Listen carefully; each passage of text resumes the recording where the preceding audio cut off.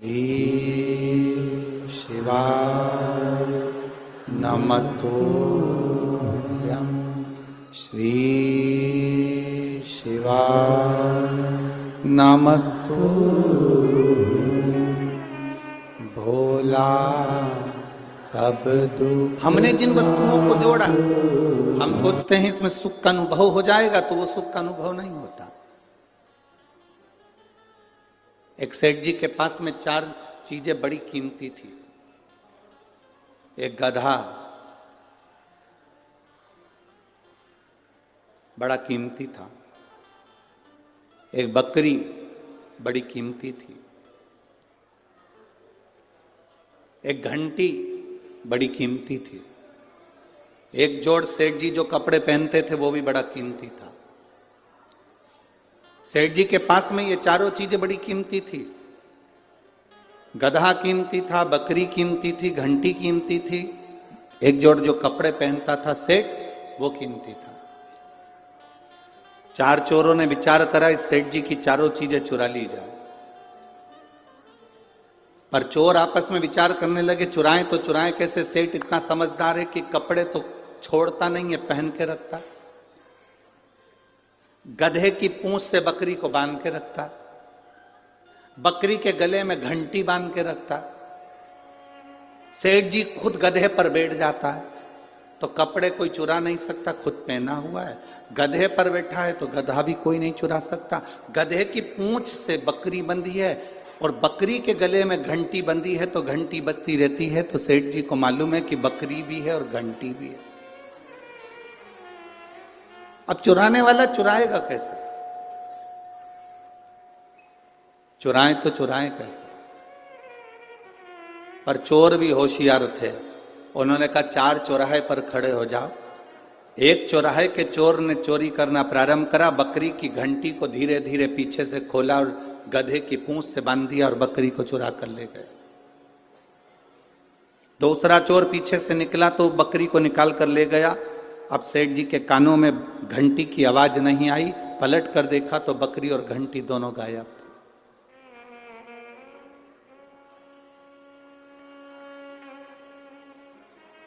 सेठ जी को बड़ा दुख हुआ, कहां ढूंढूं। इतने में तीसरा व्यक्ति आया, पूछा भैया क्या हो गया? मेरी बकरी को और मेरी घंटी को कोई चोर ले गया, जरा मेरा गधा पकड़ना, मैं अब भी देख कर आता हूं। वो गधा पकड़ाया, चोर तीसरा गधे को लेकर चले गए। अब तन पर केवल कपड़े थे। अकेले चौथे नंबर के चोर को वो कपड़े चुराना थे। अब चुराएं तो चुराएं कैसे? तो चोर कुएं के पास में जाकर रोने लगा। सेठ जी ने आकर पूछा क्यों रो रहे हो? उसने कहा मेरे हीरे की तिजोरी कुएं में चली गई, मुझे तैरना नहीं आता, अगर कोई ला कर दे देगा तो आधे हीरे दे दूंगा। सेठ जी ने विचार करा आधे हीरे में तो मेरा गधा भी आ जाएगा, बकरी भी आ जाएगी, घंटी भी आ जाएगी, मैं ला कर देता हूं, ले मेरे कपड़े सामान।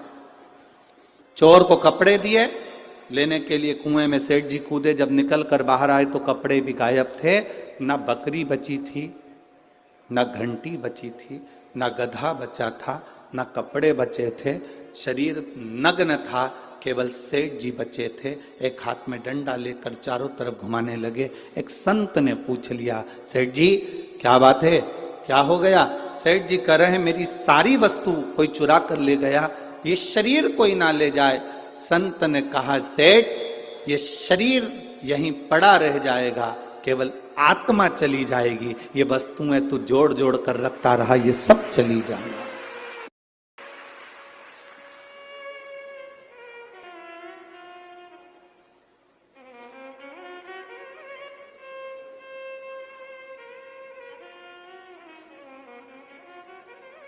हम कहते जरूर है अरिजीत जी मेरो मन तो इतना बड़ा हो नहीं। कहते कहने वाले अरिजीत जी मेरा मन तो इतना बढ़िया है, कोई मुझसे कोई मांगता है तो मैं दे देती हूँ। कोई ने कहा कि ये दे दो जीजी, मैंने दे दिया। कोई कहे मुझे ये दे दो जीजी, दे दिया। और वही जीजी ट्रेन में चढ़े और अपनी सीट पे कोई बैठ जाए, फिर जीजी क्या करे? अभी तो कह रही थी कि मेरे से कोई मांगता है तो दे देते, अब कौन दे रहा? तो इतने में तो जीजी भी कह अरे भाई कहां बैठ गई तू? चलो उधर हटो, कहाँ बैठ रहे हो यहाँ, चलो हटो यहाँ से, ये हमारी सीट है। महाराज, एक स्टेशन पर तुम्हें उतरना है, एक स्टेशन पर उसको उतरना है जिसकी मंजिल आती जाती है, वो उतरता चले जाता है। बस अंतर इतना है, जो ट्रेन में बैठकर मूंगफली खा लिया, मोबाइल चला लिया, अच्छे से खूब एंजॉय कर कर सफ़र कर लिया, उसका सफ़र ठीक है। नहीं तो एक न एक स्टेशन पर उतरना सभी को है। ये मानव का जो शरीर मिला है, 3.5 करोड़ रोम छिद्र, 21,600 श्वास प्रतिदिन इस मनुष्य के शरीर से निकल रही है। इस शरीर की एक एक श्वास को जिसने ठीक तरीके से रमण कर लिया, भगवान के भजन में लगाकर और कुछ परमार्थ का कार्य कर कर, तो समझो कि शरीर ठीक है। नहीं तो जाना तो सबको है, जाना सबको है, कोई दूसरा कर ही नहीं रहा। शंभु शरणे पड़ी मांगू घड़ी रे,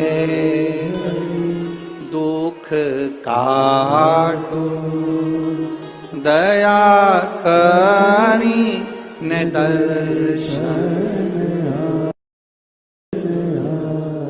शिव तत्व की प्राप्ति किसको कहते हैं?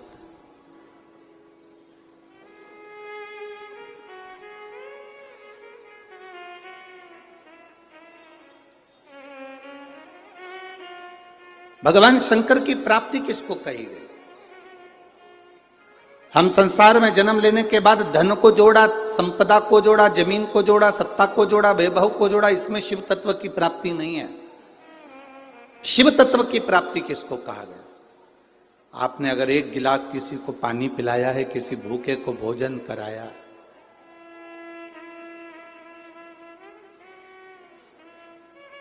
किसी भूखे को भोजन कराया, किसी प्यासे को पानी पिलाया, किसी दुखी के आंख के आंसू को आपने पोंछ दिया, कोई विद्या का अध्ययन करना चाहता था और उसकी एजुकेशन के लिए, उसकी विद्या के लिए आप आगे आकर खड़े हो गए, तो ये समझ लो किसी के पास में दवाई का पैसा नहीं और आपने आकर आगे आकर सेवा कर दी। कोई प्यासे को पानी, भूखे को भोजन, किसी के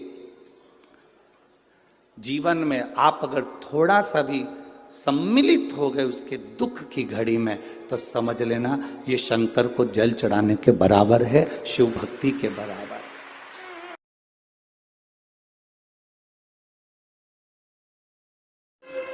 ओम नमः शिवाय, ओम नमः शिवाय।